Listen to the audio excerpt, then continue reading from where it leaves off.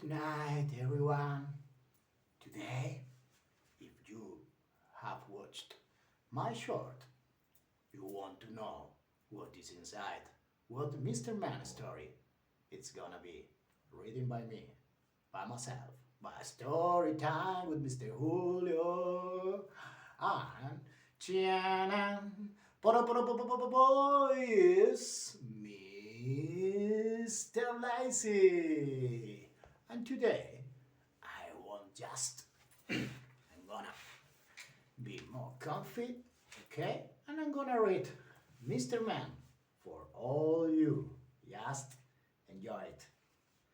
Mr. Lazy by Roger Hargreaves. Mr. Lazy lives in a sleepy land, which is a very lazy looking and sleepy like place. The birds in sleepy land fly so slowly they sometimes fall out of the sky. The grass takes so long to grow it only needs cutting once a year. Even the trees are lazy looking and sleepy like. And do you know what time everybody gets up in sleepy land? Do you know what time? Let's go. The answer is they don't get up in the morning. They get up in the afternoon. And incidentally, this is what a sleepy land clock looks like. Everything takes so long to do. There's only time for 4 hours a day. Look, this is the sleepy land clock. Anyway, this story starts with Mr. Lazy being fast asleep in bed. In Sleepyland, they call that being slow asleep. He spends rather a lot of time in bed. It's his favorite place to be. Mr. Lazy, on his bed, of course. He opened his eyes, yawned again, and went back to sleep.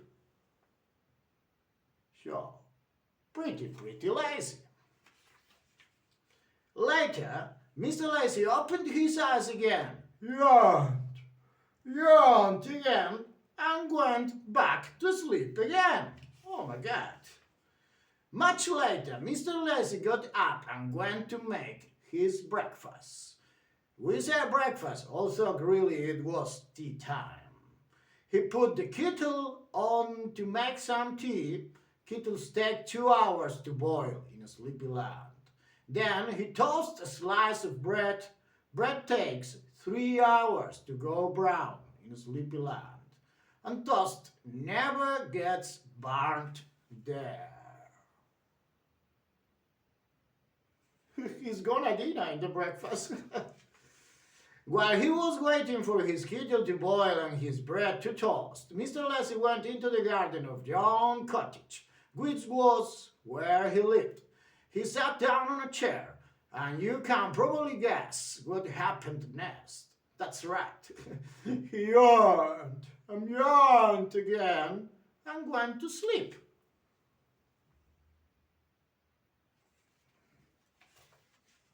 Suddenly, he woke up with a jump, which is something that doesn't happen very often to Mr. Lazy. And the reason he woke up with a jump was because of the noise. "Woke up!" said the noise. "Woke up! Woke up! Woke up!" There were 2 men standing in front of him. He jumped from the chair. "I'm Mr. Busy," said one of the men. "And I'm Mr. Bustle," said the other. "Come along now," said Mr. Bustle busily. "We can't have you sleeping all day," at Mr. Busy, bustling Mr. Lazy to his feet. But who are you?" asked Mr. Lazy. "We're Bustle and Busy," they replied. Oh, said Mr. Lazy. "Busy and Bustle. Come along now," said Mr. Busy. "We haven't got all day." "But," said Mr. Lazy. "No time for but," said Mr. Busy. "Or ifs," at Mr. Bustle. There's the wood to chop, and the beds to make, and the floors to clean, and the coal to get, and the windows to polish, and the place to wash, and the furniture to dust, and the grass to cut, and the hedges to clip, and the food to cook, and the clothes to mend at Mr. Busy. Look, the Mr. Lazy face. Oh my God. Oh dear, grant Mr. Lazy in a daze. The wood to clean, and the beds to get, and the floors to cut, and the coal to cook, and the windows to make, and the place to mend, and the furniture to chop, and the grass to wash, and the hedges to dust, and the clothes to clip.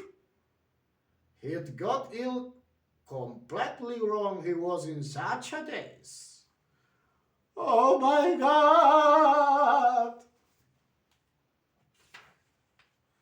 Then Bustle and Busy set Mr. Lazy to work, chopping and making and cleaning and getting and polishing and washing and dusting and cutting and clipping and cooking and mending. Not to mention all the fetching and carrying. Poor Mr. Lazy. Here he's working a lot. Now, they said, when he'd finished, it's time for a walk. And off they set on the longest walk Mr. Lazy had ever been on.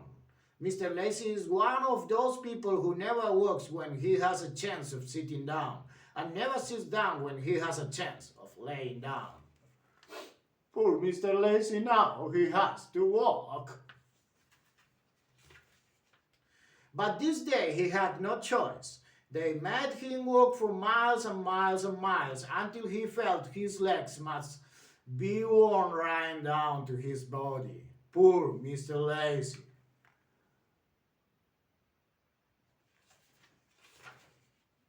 When they arrived back at John Cottage, Mr. Busy said, "Right, now for a run." "Oh no," groaned Mr. Lazy. "When I blow this whistle," said Mr. Bustle, producing a whistle, "you got to start running as fast as you can," at Mr. Busy. Mr. Lazy groaned a deep groan and closed his eyes. No! Mr.